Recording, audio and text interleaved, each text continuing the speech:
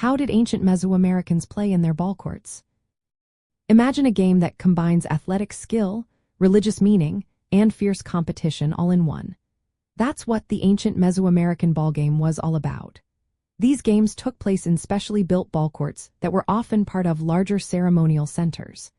The courts were long and rectangular, usually around 25 meters long and 7 meters wide, with sloped walls on the sides.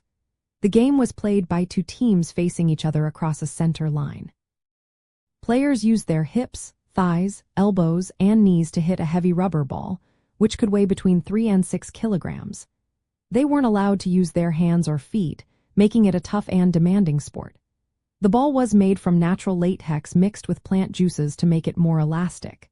Because of its weight, the ball could cause serious injuries, so players wore protective gear like heavy padding and belts to absorb the impact. The goal was to keep the ball in play by hitting it back and forth without letting it bounce more than once on your side or go out of bounds. Sometimes, players aimed to hit the ball into specific scoring zones, like stone rings mounted on the court walls. These rings were added in later versions of the game and made scoring even more challenging.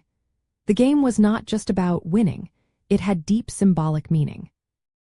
It often represented cosmic battles like the struggle between day and night or life and death. Because of this, the game was often played during important ceremonies and was linked to religious beliefs. The courts were usually located within large ceremonial centers, showing how important the game was to these civilizations. The game was physically demanding and sometimes brutal, with accounts of injuries and even deaths from the force of the ball. Despite this, it remained a vital part of Mesoamerican culture for centuries. Today, some traditions like the game of Ulama still exist, showing how these ancient practices continue to influence Latin American culture. The game was more than just sport. It was a way to connect with the divine and celebrate community.